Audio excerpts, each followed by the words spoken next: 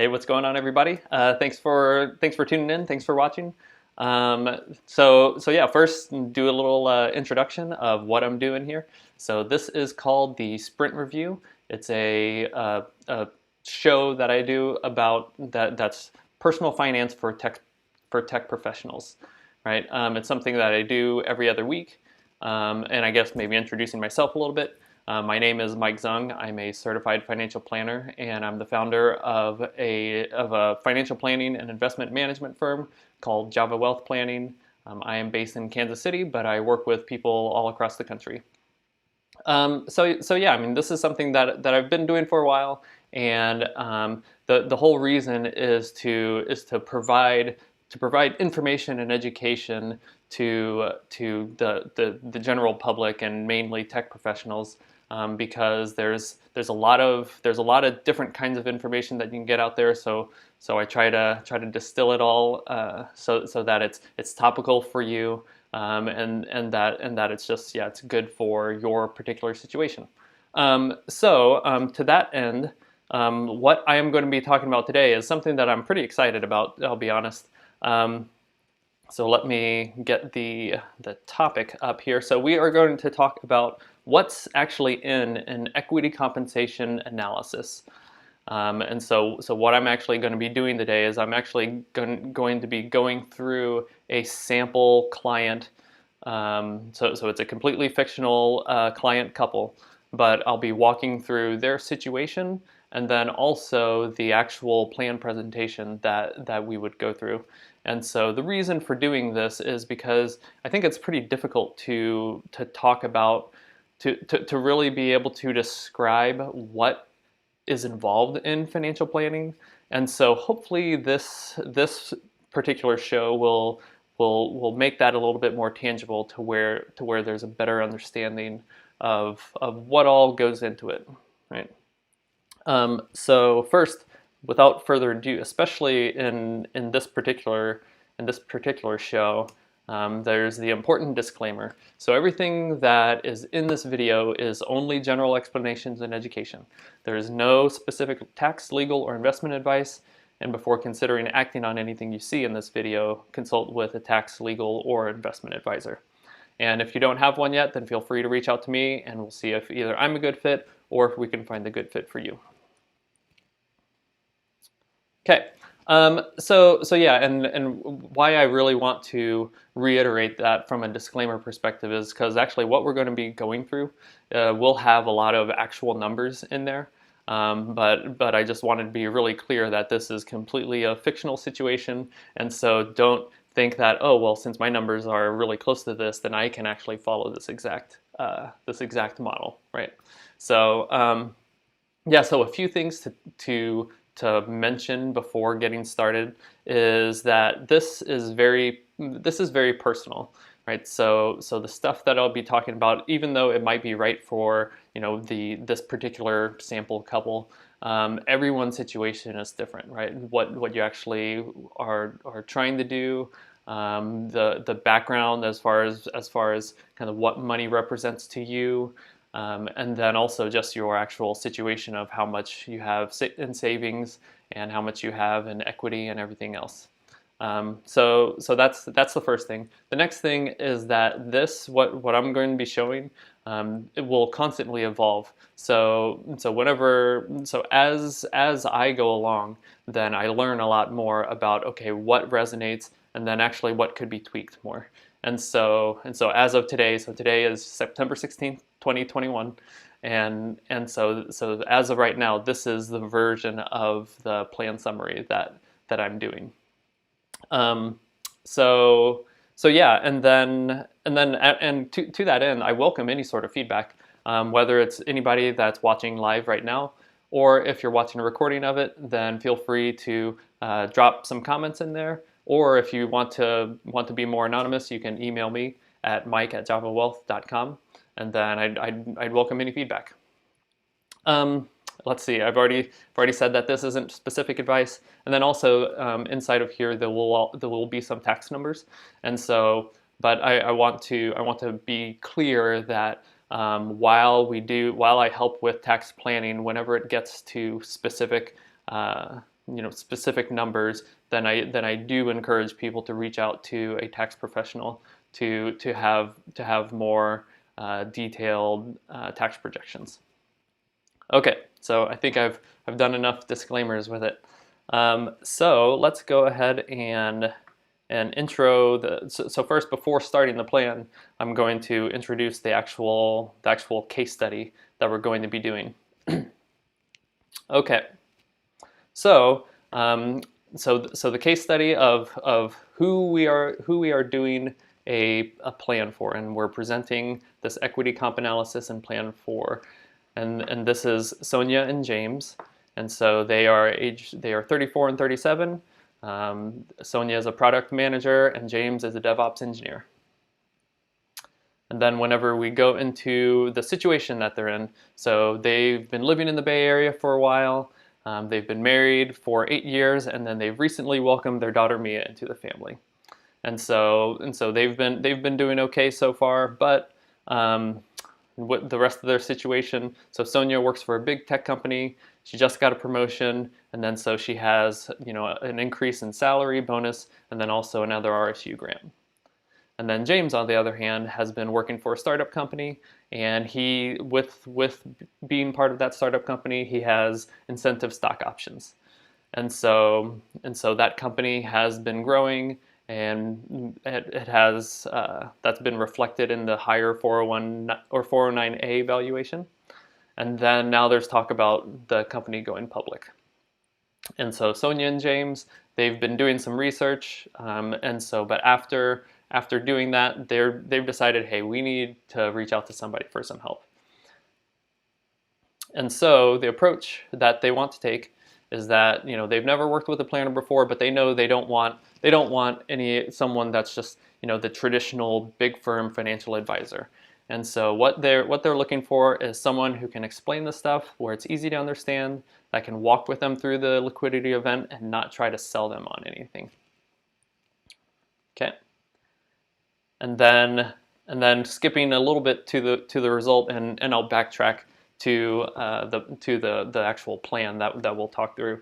For the result, we found something that's a good balance of taking some risk versus the reward. Yeah, so it's always this balance of risk and reward, and then also having that plan so that, because the day that the company goes public, so in this particular scenario, I'm doing a direct listing scenario, so that's whenever, as soon as they direct list, then there's no restrictions or anything like that. And so whether it's that day or it's the IPO day or the lockup period being over, that can be a really stressful time. And so that part is really important, right? And so what they're able to do is they were able to fund their short-term goals, start college savings, and they had a good understanding of their tax liability. And then Sonia was able to go take a 1-year sabbatical so that she could stay home with Mia. And then after that was able to start pursuing a new career. Okay, so sounds great, right? And so next I'm going to go into the actual plan presentation of the things that we would show and that we would talk about in order to try to attain these results.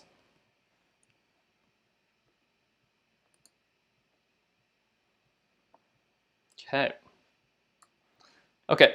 So here this is the actual this would be an actual plan presentation that I would do over a web meeting with a client. And so we have Sonia and James, and a little shout out to my Vietnamese side of the family of using the Tran surname. Okay, so first, I like to just do this one financial snapshot.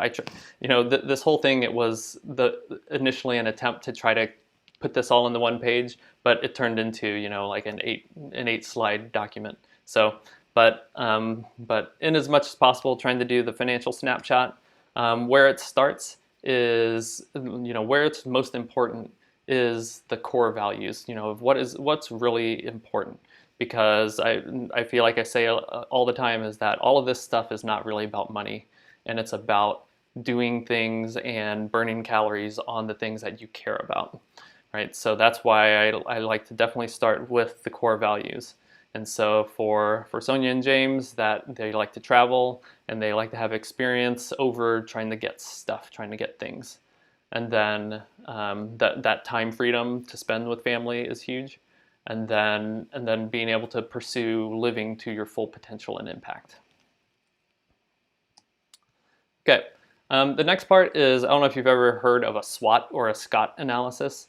And so we'll do this to where we highlight the different strengths, challenges, opportunities, and threats that I observe for the couple.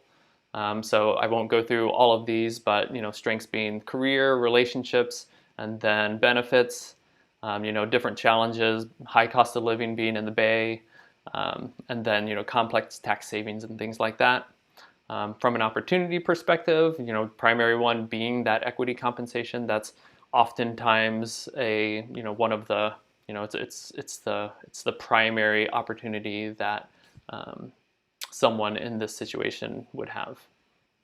And then also, I like to talk through charitable deductions or donations, and be able to figure out the most efficient way of doing that. And there's a lot of times where there's things you can change to where you can be more efficient with charitable donations.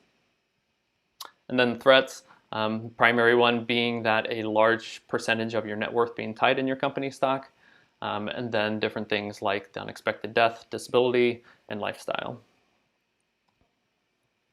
Okay, next, one thing that I also find is really important is to just highlight a lot of the wins and a lot of the milestones that has happened. And so I have a few here that just talk about talking about overall net worth increasing, reaching different goals, and then a big one that is very it can be a very big blocker for a lot of people, is getting that estate plan done.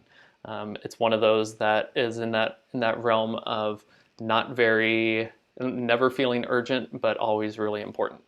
Right. Okay, and then some of the high level numbers that we would go through is current snapshot of your net worth, how much income you'll have for the year. So I have 360 plus, and you'll see later that the plus is all dependent on what you do with your equity compensation as well. And then different percentages on how much is currently being saved. Okay, and then the next, like to give a more detailed breakdown of your net worth, just so that you have a good holistic understanding of here's everything that we own. So assets is everything that you own, and then minus everything that you owe. So minus the liabilities, and that's your total net worth. And I feel that's probably one of the, it's obviously not the only measurement of whether you are financially healthy, but it is a very good measure, more than specific account balances or anything like that. So again, not going into all the details of this couple's net worth, but showing the cash, different investments that they have, different 401ks and things like that. Okay. Okay, and then this view is one that I started doing immediately, actually, and we did it for my wife and I personally, and I found that to be very helpful. And so what we're seeing here is basically a calendar that shows the next 7 years, right? And within there, it's just putting some milestones in there, and some of them might be financial, some of them aren't financial at all, but it's still just an important milestone, right? And the whole reason for doing something like this is to be able to visualize what different things are coming up. And it helps with communication, especially between partners or spouses, as far as communicating where you're headed, where you're going, right?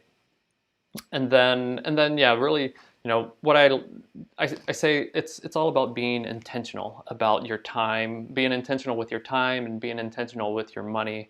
And this is a good way of really being intentional with stuff. So in this particular family's scenario, then they just went on a trip for they went to France and Italy. They have the IPO coming up here soon, and then a few other big trips coming up, a few other big expenses, and so but it gives a good solid a good solid show of like, okay, these are the things that we're aiming towards, that we're shooting towards. And also, this is by no means set in stone. Life happens.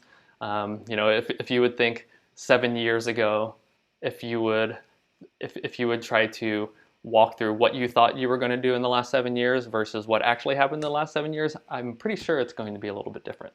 So that's why I definitely like to say that this is all a living document, really. Okay.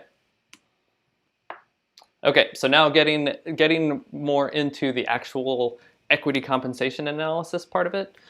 First, before diving into any sort of numbers, I like to just set the stage of what the situation is and what we're talking about, right? So first, just the overview of this particular situation is that, so we have DEF company, this is the startup company, and their IPO is coming up soon via direct listing. And so that, like I said, means that there's no lockup period or any restriction on selling any of your stock. So the current 409A is at $12.50, and then just trying to come up with a strategy on those ISOs. And the different things to think about with that we need to consider is the fact that we have that highly concentrated stock. It's very volatile having a single stock. And then the tax implications and potential AMT. And so finally, the last part is the actual assumptions. The thing that's really difficult about doing equity compensation analysis is that there's a lot of different moving pieces, and in order to do the initial analysis, at least from what I've found, is the most effective way is to have an assumed consistent share price, so that you can run different scenarios of how much you're exercising, how much you're selling based on that one share price. And of course, that's not going to happen, right? There's in no world does the stock stay flat like that, but it gives us a home base to make our decisions. And then whenever the stock goes up, then we know we have our home base that we can relate back to and reevaluate based on that. So with what I'm doing here is make an assumption of the stock price staying consistent at $30 per share after it IPOs. All right, and then just from that perspective of trying not to go too fast or talk over anybody's head or anything like that, because by no means, this is a very important thing that for Sonia and James in this example. And so it's important to not throw around lingo and but without both or everybody being on the same page and having that common understanding. So we'll go over the different terms that might come out of my mouth whenever we're going through this. And then also in a similar fashion, talking not just the terms, but also just review the basics of, okay, how do incentive stock options work? And so we'll highlight what happens if you exercise it and sell it immediately. If you try to make a qualifying disposition, that's the second bullet. And then also specifically to that, trying to highlight what is the actual tax benefit for the individual couple for doing a qualifying disposition. And so that difference between what your expected marginal tax bracket is versus the long-term capital gains tax bracket. So trying to highlight that. And then, of course, highlighting the possibility of AMT. Right. Okay, and then now getting a little bit more into, we're going to start getting into some more specific numbers. And this doesn't get into all of the details behind it, but basically I'll create an overview that would roll up all of the ISO grants into kind of one consolidated view that says, okay, based on a $30 fair market value, this as of date is saying for the ISOs that will vest by the end of the year, and so this total gain vested in unexercised would be, this is how many ISOs would vest before 12/31 of 2021, and so that'll be an important piece in making that decision of what we're going to do for 2021 because of the tax implications of it. And then also highlighting that the amount that is unvested for this couple going forward, so after 2021, is just over $1 million. Okay, and actually with all of this, one thing that I want to stress is not to get hung up on the numbers, because it's very easy. It's especially from a human nature perspective, to see these numbers and then if you're dealing with something that's much less, and we talk about salaries and it's a lot less, and you just kind of scoff at it and be like, oh, I only wish that I could get this. What I want to try to stress is not to think directly about those numbers, but more of just the process and the situation, right? So, okay, so as far as the way that I like to do an analysis to try to break it down, because there's a million different scenarios, like I was saying, of what could actually happen. And so I like to think about it as a spectrum from the safest bet all the way to bets that are really, really high risk, right? And so picking some markers on that spectrum and trying to illustrate that. And so that's why here at the bottom I have, so on the left will be the lower risk, and as we move along to the right, then that will be more of the higher risk scenarios. Oops.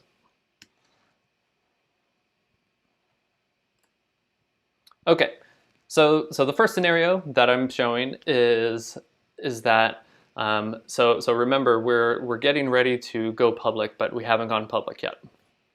And so the first scenario is prior to going public, that you don't do anything. So you don't exercise and hold anything, and then but whenever it does go public, then that's whenever you just start exercising and selling all of your ISOs as they vest, right? So that's what we're showing here. Pre-IPO, you don't do anything. Post-IPO, you start exercising and selling. I'd have the number, what the price is, so the bullets that are in there say that the additional income is, the gross income that you would realize at this price, and then after taxes and the amount that you can take home, that shows this other number, this 284 number. And then this last one talking about the equity value. Since you've exercised and sold everything, then there's no exercised ISOs that you're still holding into in an account. And so that's why that would be 0. And so the pros of that is highlighting some of those. You have the ability to do a cashless exercise. I just talked about trying not trying to have a bunch of lingo, but a cashless exercise you generally can't do while the company's still private, because there's not a market for it. But once you go public, then you can actually use some of the ISOs to pay for the exercise cost of the rest of them, right? So that makes it easiest from a cash flow perspective. You don't have to bring cash to the table in order to do the exercise. So that's that part. And then, so this is one of the lower risk scenarios, because as soon as you're able to, then you're selling, right? So you're not doing a lot of trying to hold on for a year plus in order to get that long-term capital gains treatment. And then another pro is that there's no AMT for that. If you do this, then yeah, it doesn't kick into AMT, because that is only whenever you would exercise some shares and hold on to them through the end of the year. Okay, and then, but of course, one of the biggest cons for this is that this creates the highest amount of taxes for you. Okay, I'm actually going to take a quick breath to see if there's any questions so far, because I see a decent number of people watching. So feel free. If you have any questions during this, feel free to drop it into the chat, and I'll do what I can. Okay, so the next scenario is that you would exercise up to the AMT crossover. And so what we're talking about here is that there's actually room here. I gotta get into the frame here. So there's actually room between how many ISOs you can start exercising before it crosses into triggering AMT. So we can try to make some estimates of how much you can do that before triggering AMT, or if you do, then it's a very small amount.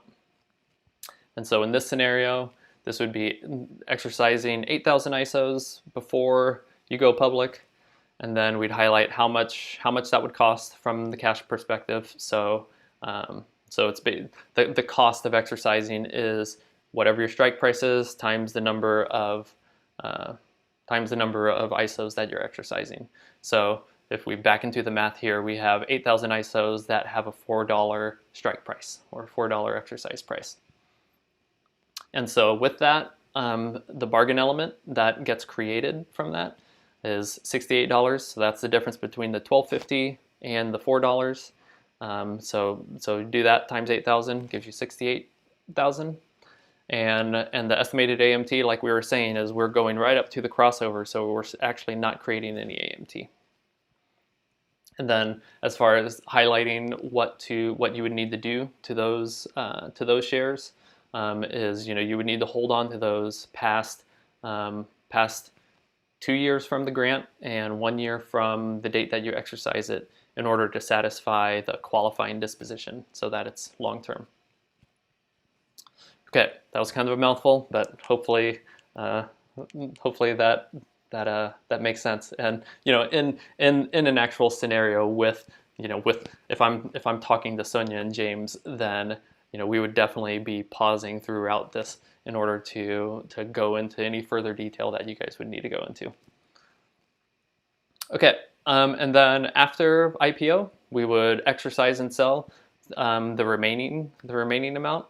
And so again, highlighting how much income, how much take-home pay, and then also now, since we've exercised and held some shares, then there's still, you have your take-home pay, and then you also still have some shares, and that has value. So those 8,000 shares at $30 now is $240,000. And so to that end, the pros that you're starting to get more into some of those tax savings because you're trying to exercise and hold on to some of the shares, and then we're still not triggering AMT. But from a con perspective, is that we are taking steps to the right on the risk perspective, because we are now holding on to shares for at least a year longer than we would otherwise do in the first scenario. And so you're still keeping a higher amount of that risk in the single company. Okay, so then the final scenario, I'll admit it's not all the way on the right-hand side from a risk perspective, but it's definitely getting more into it's taking further steps that way. And that is exercising as much as you can with the cash that you have, but stopping short of risking your emergency fund. And so yeah, in this scenario, you would be exercising and holding a whole lot more, almost twice as many, and then we'd go through the same things of how much it cost, and so in this scenario you would need to bring $60,000 in cash to the table in order to do this exercise. I would talk about how much bargain element we'd have, and then give a rough estimate of, okay, this is going to generate about $28,000 of AMT for it. So one of the main things with AMT, and I'll get into it a little bit more down the line, is with AMT you'll get it. You generally get it back as a credit, but there's still a cash flow problem of, in our scenario, this is happening in September, and if you're going to hold on for more than a year, then it's not until next September and then some to be able to get the cash from it. So you need to have this extra amount put aside and be able to come up with it in order to pay for the AMT bill. All right. Okay. And then after the IPO, so there's still some shares left, and that you'd be able to sell those within that year, and so you would still be able to realize some additional income, have more take-home pay, and then and then that last part, this equity value, is the value of all of these exercise and held shares. All right, and then so the main pro is that this is getting more into you're trying to get more to qualify for long-term capital gains, and so you're trying to save as much taxes as possible on this one. But of course, the cons being that you're taking even more risk because you're keeping that concentration, and then what I was just talking about with the different cash flow needs for that AMT bill. Okay.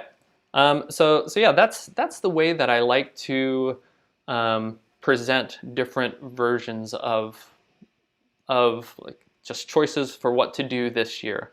I know this doesn't talk about, okay, what about in subsequent years, what you would do, and honestly, I mean, you could get there, but the way that I view it, at least currently, I mean, maybe a year from me, I'll think about this differently, is that since it does move so much, it's just worth revisiting, doing this exercise or something similar come next year when we know more information. Okay, so next I'm gonna get into a bunch of pretty pictures. So from an annual cash flow perspective, this is a visual that I love. I love doing this because I feel like it's the quickest, most straightforward way to show this is the income that you have, and here are all the places that it's going, right? So again, talking about that intentionality is that looking at this to say, okay, we are, does this reflect what we really value, right? Or are there things where it's like, hey, we are spending too much here or not enough here, right? So this is a good visual that will show that. And so whenever bringing it to that equity comp analysis, the way that it makes the most sense, at least to me, is you starting with that baseline, because with stock options, you don't have to actually act on it. You can, like Sonia and James, they could say, hey, we're actually not going to do anything this year, not going to exercise anything, not going to sell anything at all. And so that's the baseline scenario that we're going with. And it's good to show that, just because it shows what their tax world looks like in that scenario. And then again, it's kind of that home base for these other different scenarios that you go to. So I'll try not to walk through every little bit of this, but my lizard brain might just make me rattle through all of it, because that's what I do with clients. But first, starting on the right hand side, just talking about the different kinds of income. So Sonia has her salary and bonus, and actually, I guess to the scenario that we were talking about, it would also be the RSU income that we would need to keep that in mind as well. And then James has his salary and bonus, and then yeah, going through to see anything that has an asterisk by it can lower your tax bill. And so that's something that I like to highlight to say, okay, what are different ways that we can possibly lower your taxable income? And so they're maxing out their 401ks. They're doing Roth IRAs while you can. That's another thing that is just topical to the current date, is that there is talk about disallowing the backdoor Roth IRA. So just to date myself for if we look at this in a year. So yeah, other savings, talking about saving into the HSA, and then this additional savings is the one, whenever, because I'm going to be showing a few different versions of this, and really the additional savings is the piece that will change the most. It'll be taxes and then the additional savings, but we're going to keep the rest of these expenses constant. So we have rent, living expenses, insurance, debt, and then I'm actually pretty adamant about being transparent as well. Of, hey, if you're working with me, then this is exactly how much it is for planning, and so we put it into the cash flow too.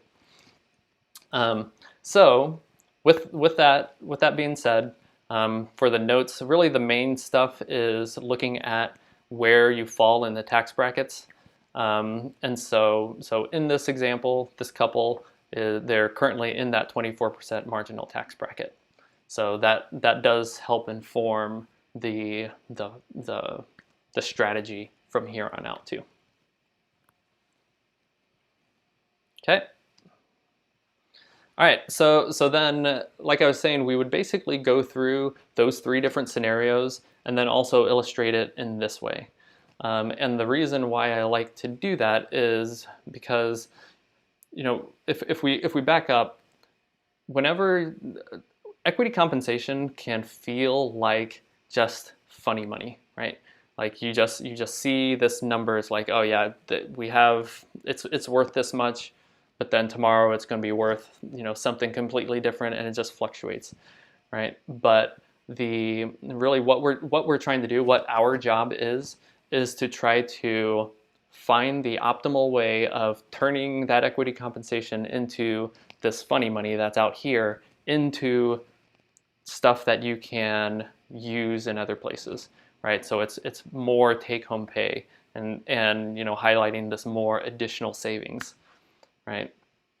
And so I like to work through it like this, because it can help a client to really be able to grasp and kind of be able to touch and make more tangible the possibility of, hey, if we would do this, then we would have an additional savings of this dollar amount, right?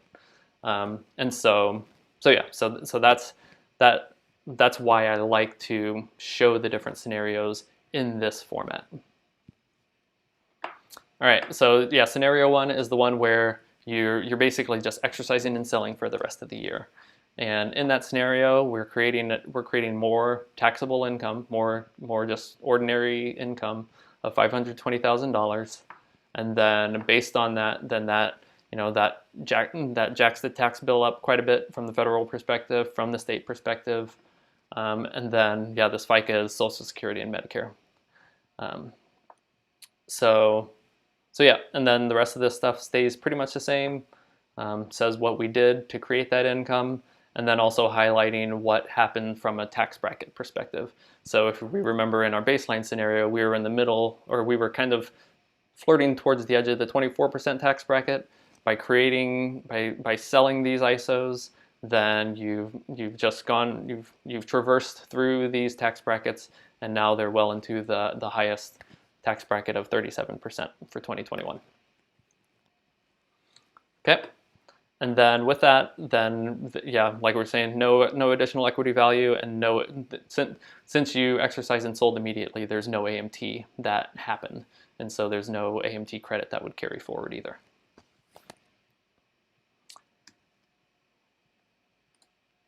Oops. Okay, and then I won't go through all of the details of the next ones, but it's just also showing similar things of, okay, the next scenario, we've exercised and held some ISOs, but then we're also sold some, and so the amount that we sold comes as income for this year.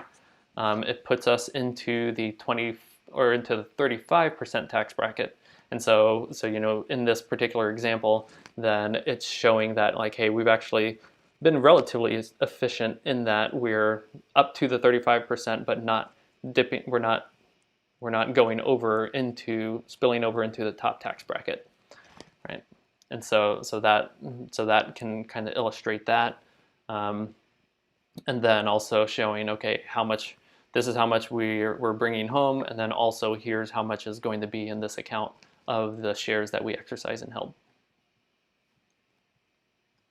All right, and then finally, the last scenario is one where we're actually exercising and holding on to a larger portion, and we're triggering an AMT. But then there are still some ISOs that you exercise and sell, and so our savings did go up some, but not nearly as much as these first couple scenarios, right? And then, but you can see how the tax bill is lower. But one thing I like to do is to split out the normal federal tax and then the AMT. Like in practice, this will all be one bill. This federal and AMT will just be one bill.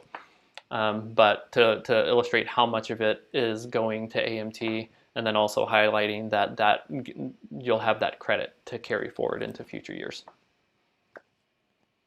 All right, and then finally, from the tax perspective, it illustrates the difference whenever you trigger AMT. Then you're actually, the actual marginal tax that you're paying is either 26% for the first amount, and then everything else is actually taxed at 28%. And it shows that as opposed to what you would be taxed in the quote normal tax brackets. Okay.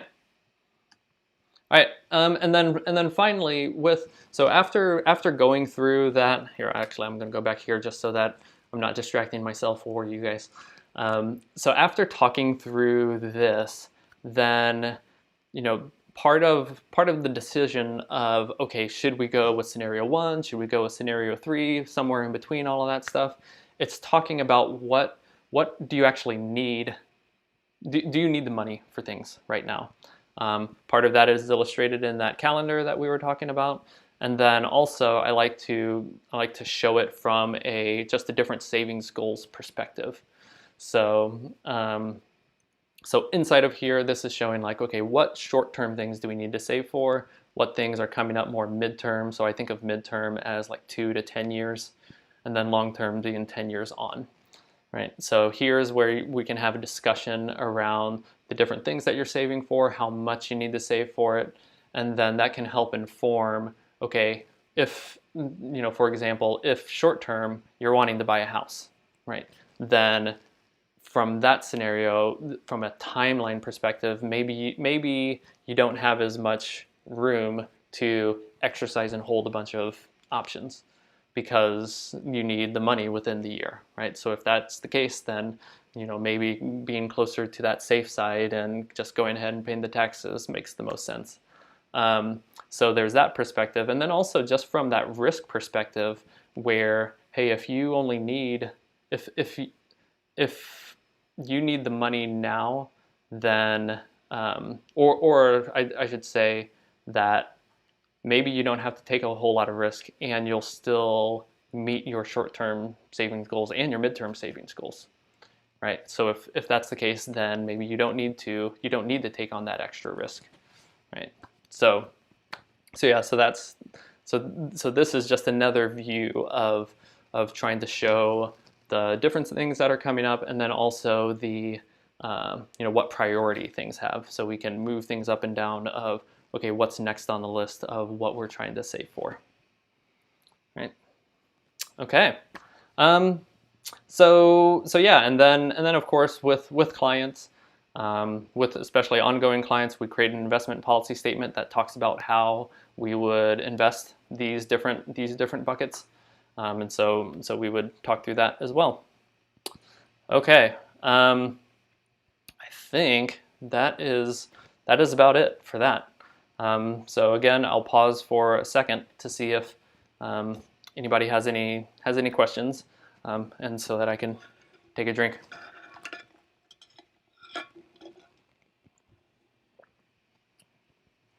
Okay, great.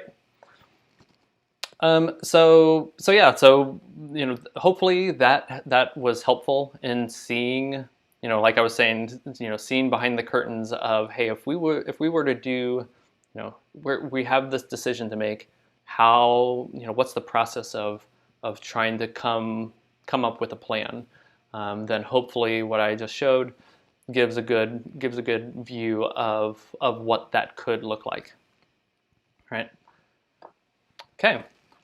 So lastly, I still haven't made my segue bit that goes into the Reddit question. So the question that I chose for this week is somewhat related to this case study, where, so in our case study, we're saying that whenever we talked to Sonia and James, then they were wanting, Sonia was wanting to take a sabbatical, right? So if I go back to my calendar view, that we're here, we have an IPO, and like Sonia says, hey, before Mia starts kindergarten, I want to be able to take a sabbatical for a year and be able to spend time with her before she goes off to kindergarten, and then time will fly even more after that, right?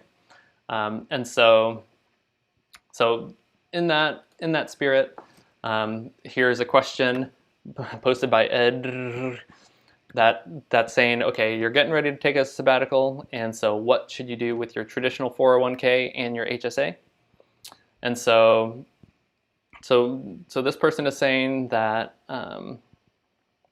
yeah, it's like you want to know what to do with the two. Confirm that, like, I will confirm my employer's providers for these accounts to see if they have to pay any fees to keep them open. So that's a good point to say, especially from a 401k perspective. After you leave your job, there is the possibility that there is a fee involved in keeping your money at the 401k. And then you also kind of think of just the quality of the 401k and any fees that you might be incurring, and just the different kind of funds that are available within that 401k. Okay, it says, if so, can I roll over my funds into another provider with lower or no fees, even if I'm unemployed? Is there such a thing? So stopping there real quick, yes. So there's all the different brokerage accounts, or sorry, the brokerage firms, custodians, such as Vanguard, Fidelity, Schwab, that you can open up a rollover IRA, and you can move your 401k into that, and that you would have a lot of different options from a fund perspective, and then also that you can control the fees a lot easier inside of a rollover IRA. Okay. And then also this next one is actually a very good planning opportunity, where they say, I'm also considering using the Roth conversion ladder method to transfer some funds from my traditional 401k to my Roth IRA, since my income will be lower than usual. Yeah, has anyone done the same? Are there any other solutions I should be considering? So yeah, that's talking about, if you're going to take a sabbatical, then your income will most likely be much lower, putting you in a much lower tax bracket. So that could be a potential opportunity to do some Roth conversions of that pre-tax money, pay the taxes in the current year, and so that it becomes in a Roth bucket, which means that once you get it into a Roth account, then it can grow, and you never have to pay taxes on that money or the growth of it ever again. So yeah, so that's some of the main stuff with the 401k. I won't get into all the details of when you leave a job, whether what you should do with your old 401k. I'll be honest, there's been a million different articles that have been written about that. So I'll concede to those. And then the next one is talking about the HSA account. And so kind of in a similar fashion. So remember, the HSA is a health savings account, and that does just belong to you. It's not something that is that the employer gets back or anything whenever you leave. And so with that, you can just leave it at the same HSA provider, the same custodian that it's at. Or similar to the 401k, you can actually open up another HSA if you find one that has, again, lower fees, better investment options and things like that, and move your money into that. So yeah, I think that that covers that pretty well. Okay, phew, I was talking a lot. So I hope that this has been helpful for you guys. I really appreciate everybody that that tunes in, all the comments that I get. Yeah, I love it. I do this because I want this just to be, you know, free information that gets out there. And so if you like what you see, please consider subscribing to the YouTube channel. If you would like to learn more about me or about what I do, then go to javawealth.com. And otherwise, I will talk to you. Actually, it'll be in 3 weeks because I do it every first and third Thursday of the month. And September is one that has 5 Thursdays. So I get an extra week off. So, all right, I appreciate it. Until then, I'll talk to you guys later. All right, thanks.